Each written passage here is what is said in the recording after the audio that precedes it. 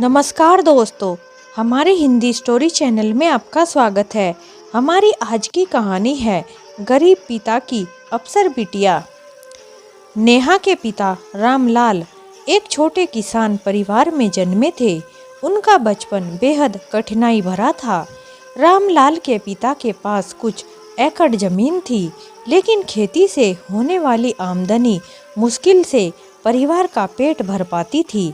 बचपन में रामलाल का स्कूल जाना बहुत कम हो पाया। उन्हें अक्सर स्कूल छोड़कर खेतों में अपने पिता का हाथ बटाना पड़ता था। शिक्षा के प्रति उनके परिवार का रुझान कम था, क्योंकि उस समय पेट भरना ही प्राथमिकता थी। रामलाल ने अपने परिवार को सहारा देने के लिए छोटी उम्र में ही जिम्मेदारी उठाई। फसल बोने से लेकर उसे बाजार तक बेचने का काम वे खुद करते थे। उनके संघर्ष ने उन्हें जीवन की कठिनाइयों को सहने का धैर्य दिया। नेहा की मां सुनीता एक गरीब परिवार की सबसे बड़ी बेटी थी। उनका बचपन भी कठिनाइयों से भरा था। सुनीता को छोटी उम्र में ही अपने छोटे भाई बहनों की देखभाल करनी पड़ी। वह अपनी मां के साथ घर के काम और खेतों में मदद करती थी। सुनीता पढ़ाई करना चाहती थी, लेकिन गांव के माहौल और परिवार की परंपराओं के कारण उन्हें 5वीं कक्षा के बाद स्कूल छोड़ना पड़ा। इसके बावजूद उनका झुकाव हमेशा ज्ञान और शिक्षा की ओर रहा। रामलाल और सुनीता की शादी बहुत ही साधारण तरीके से हुई। शादी के बाद सुनीता ने अपने पति के साथ खेतों में काम करना शुरू किया। दोनों ने मिलकर अपने परिवार को संभालने के लिए दिन रात मेहनत की। रामलाल और सुनीता के जीवन का सबसे बड़ा सपना था कि उनकी संतानें वह शिक्षा प्राप्त करें जो वे खुद नहीं कर सके। नेहा के जन्म के बाद उन्होंने तय किया कि वह अपनी बेटी को पढ़ने से कभी नहीं रोकेंगे, चाहे कितनी भी मुश्किलें क्यों न आए। गांव के लोग अक्सर उन्हें ताने देते कि लड़कियों को ज़्यादा पढ़ाना बेकार है, लेकिन रामलाल और सुनीता ने इन बातों को अनसुना किया। रामलाल और सुनीता ने नेहा को सिखाया कि जीवन में मेहनत और ईमानदारी से बढ़कर कुछ नहीं है। उन्होंने नेहा को हर परिस्थिति में डट कर खड़े होने की सीख दी। उनके खुद के संघर्ष भरे जीवन ने नेहा को यह समझने में मदद की कि सफलता मेहनत और बलिदान का परिणाम है।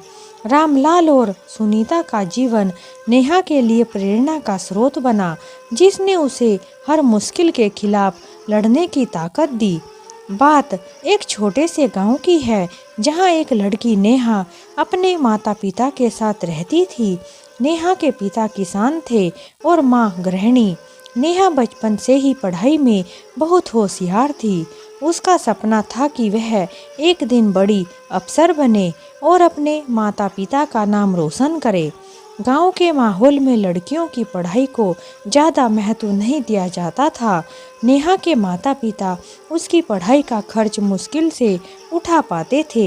एक दिन नेहा के चाचा ने सुझाव दिया कि नेहा की पढ़ाई छोड़कर उसकी शादी कर दी जाए।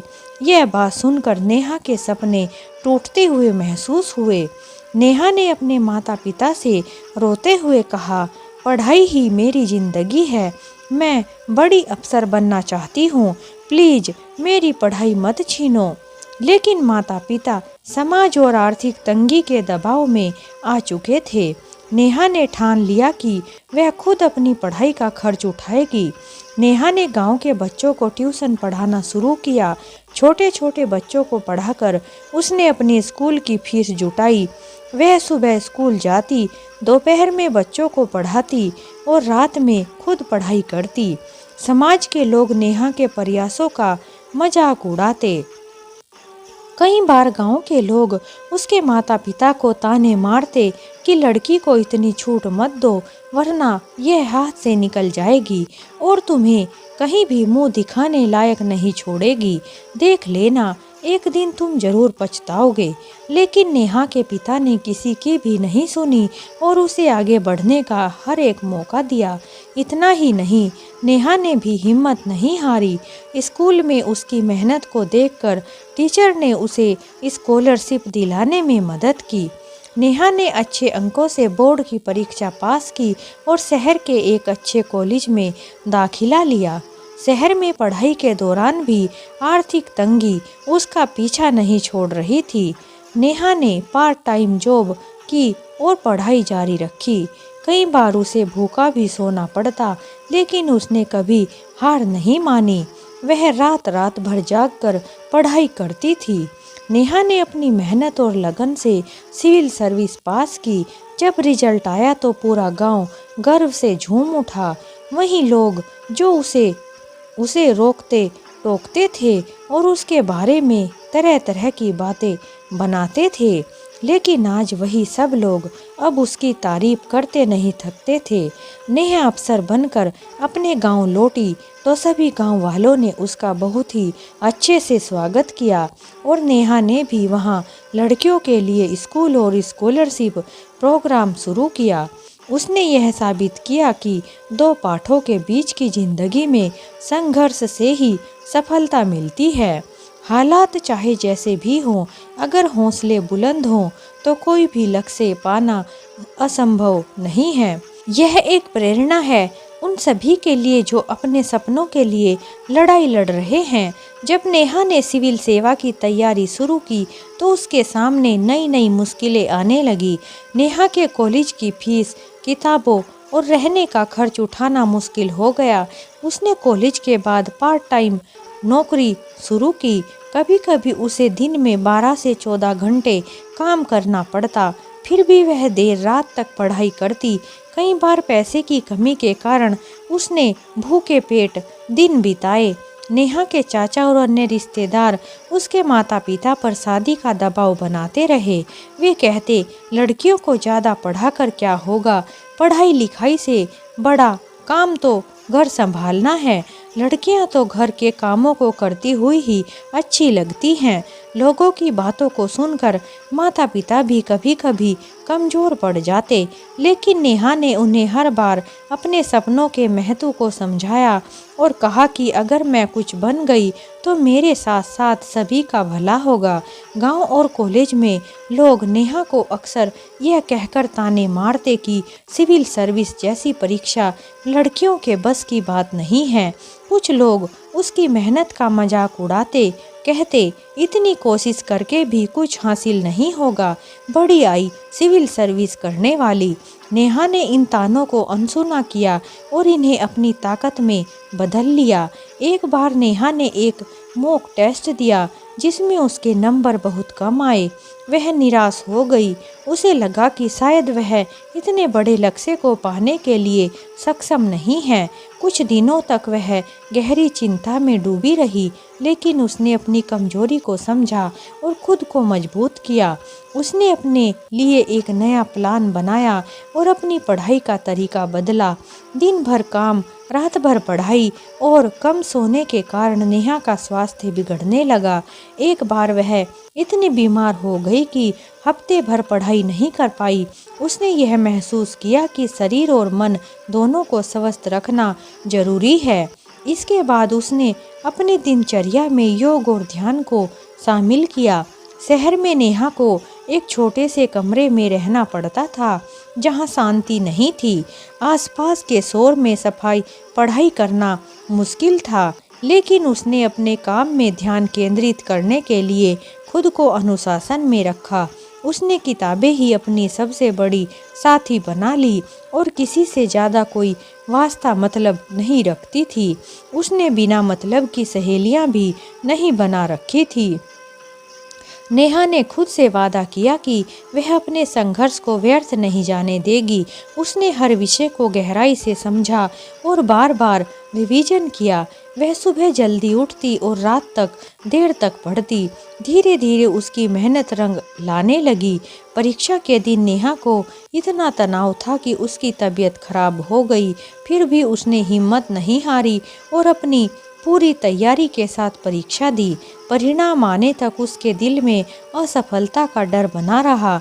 जब रिजल्ट आया तो नेहा ने पूरे देश में टॉप किया। उसकी मेहनत और संघर्ष का फल उसे मिला। माता पिता की आंखों में खुशी के आंसू थे। गांव के लोग जो कभी उसे ताने मारते थे, अब उसे सम्मानित करने के लिए आगे आए। नेहा ने अफसर बनने के बाद अपने जैसे अन्य बच्चों की मदद के लिए छात्रवृत्ति कार्यक्रम और शिक्षा केंद्र खोला। उसने समाज को यह सिखाया कि अगर किसी के सपनों के लिए परिवार और समाज साथ दे तो कोई भी बाधा बड़ी नहीं होती।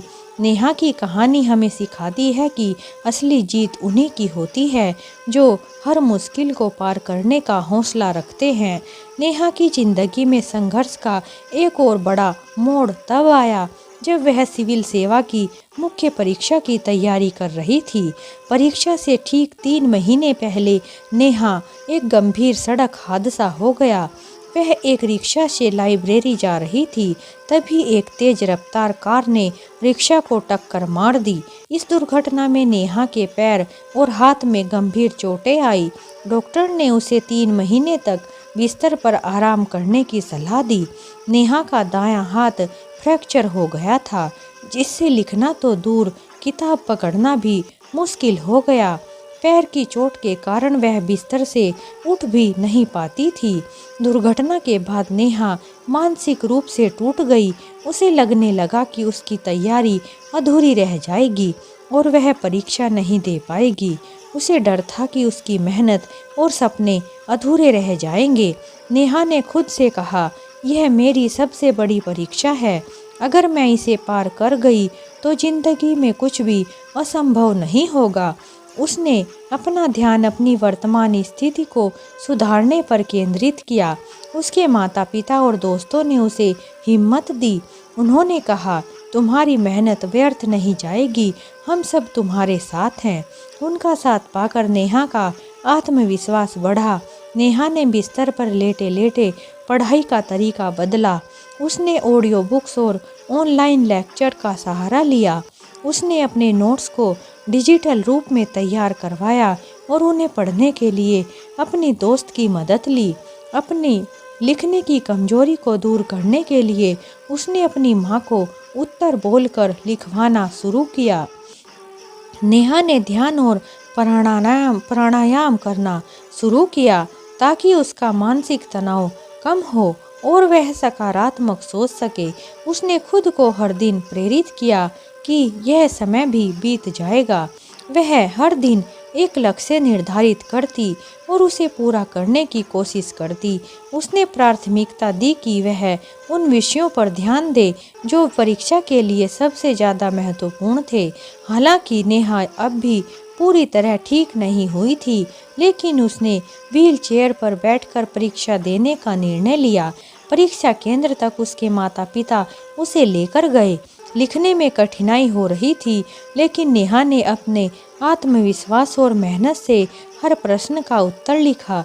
जब परिणाम आया तो नेहा ने न केवल परीक्षा पास की बल्कि टॉप किया। वह उसकी मेहनत, आत्मविश्वास और न रुकने वाली इच्छा शक्ति का परिणाम था।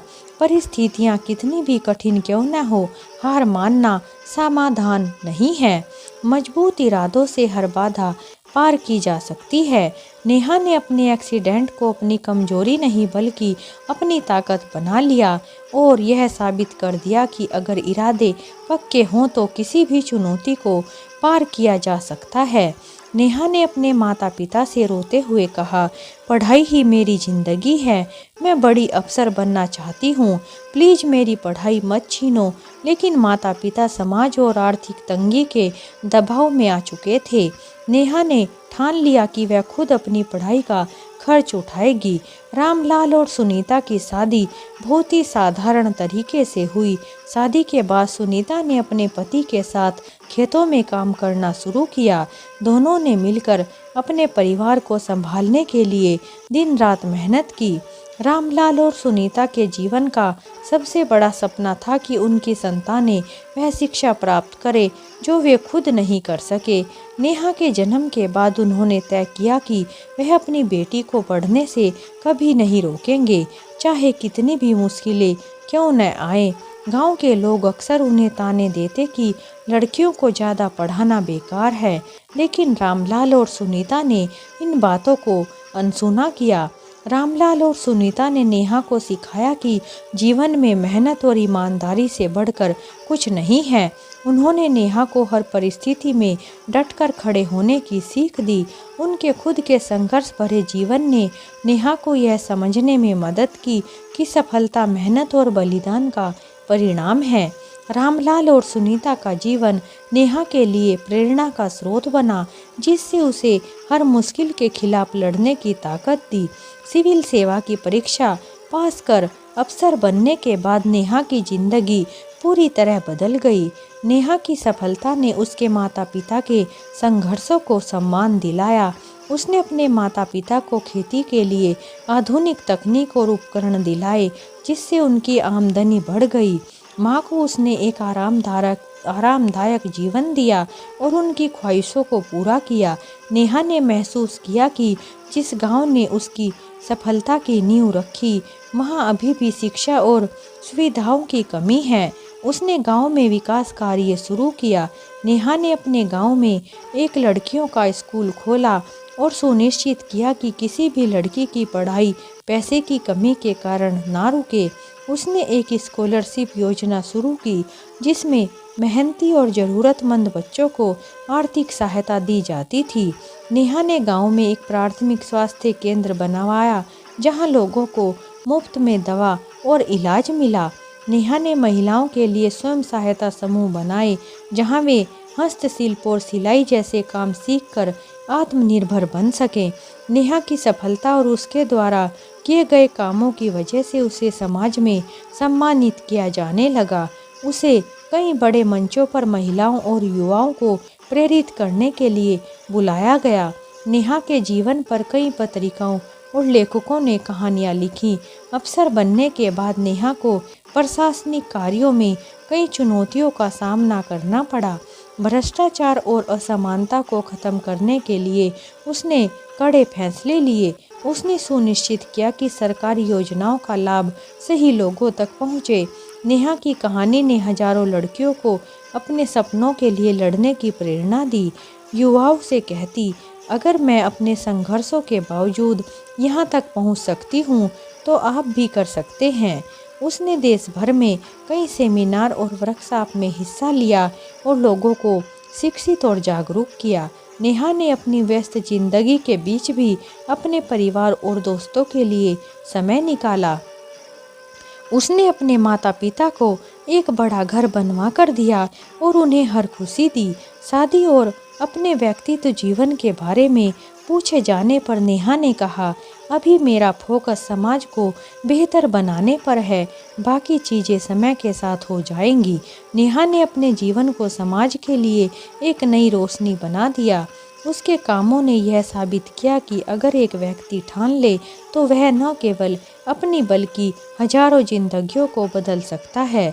नेहा ने अफसर बनने के बाद अपने कैरियर और समाज के लिए बहुत कुछ किया, लेकिन उसके परिवार और करीबी दोस्तों का मानना था कि अब उसकी ज़िंदगी में एक साथी का होना भी ज़रूरी है, जो उसके साथ हर सुख दुख में खड़ा रहे। नेहा को कई प्रस्ताव मिले, लेकिन उसने हमेशा यह साफ कर दिया कि एक ऐसे व्यक्ति से शादी करना चाहती है जो उसके विचारों, सपनों और जिम्मेदारियों को समझे और उसका समर्थन करे। माता पिता ने उसे शादी के लिए समझाया, तुमने हमारी हर इच्छा पूरी की है, अब हमें तुम्हारी जिंदगी को भी खुशहाल देखना है। नेहा को भी महसूस हुआ कि एक सही साथी उसकी ज़िंदगी को और बेहतर बना सकता है। नेहा की मुलाकात एक सरकारी इंजीनियर अभय से हुई, जो खुद भी एक साधारण परिवार से था। अभय शांत, समझदार और नेहा की तरह ही समाज की सेवा में विश्वास रखने वाला इंसान था। उसने नेहा के संघर्ष और काम की बहुत तारीफ की और कहा, तुमने जो किया है वह उसके बस की बात नहीं। मैं तुम्हारे हर कदम पर साथ दूंगा। नेहा और अभय की सोच और सपने एक जैसे थे। दोनों ने तय किया कि शादी के बाद भी वे अपने अपने कैरियर और समाज सेवा में पूरा सहयोग देंगे। नेहा ने अपनी शादी को बहुत साधारण और प्रेरणादायक रखने का फैसला किया। शादी गांव में ही हुई, जहां उसने अपनी नई जिंदगी की शुरुआत की थी। नेहा और अभय ने दहेज और फिजूल खर्ची का पूरी तरह विरोध किया। उन्होंने शादी के पैसों का एक बड़ा हिस्सा गांव में स्कूल और अस्पताल के लिए सुविधाओं को सुधारने में दान कर दिया। शादी में पूरे गांव को बुलाया गया और यह एक उत्सव जैसा माहौल बन गया। नेहा और अभय ने अपने अपने कैरियर में एक दूसरे का साथ दिया। जब नेहा अपने प्रशासनिक कार्यों में व्यस्त थी, अभय उसे भावनात्मक सहारा देता और समझाता कि उसका काम समाज के लिए कितना महत्वपूर्ण है। दोनों ने अपने परिवारों का सम्मान बनाए रखा। उन्होंने बच्चों के प्रति अपनी जिम्मेदारियों को भी निभाने का वादा किया। नेहा और अभय ने मिलकर समाज सेवा के कई नए प्रोजेक्ट शुरू किए, जैसे गरीब बच्चों के शिक्षा के लिए नई योजनाएं। नेहा और अभय की शादी ने यह सिखाया कि रिश्ते समानता, समझदारी और समर्थन पर आधारित होने चाहिए। तो दोस्तों, इस तरह हमारी यह कहानी समाप्त होती है। अगर आपको हमारी कहानी थोड़ी भी अच्छी लगी हो तो हमारे चैनल को लाइक करें, शेयर करें, सब्सक्राइब करें। हमारी कहानी सुनने के लिए आप सभी का बहुत बहुत धन्यवाद। एक नई कहानी के साथ हम आपसे फिर मिलते हैं।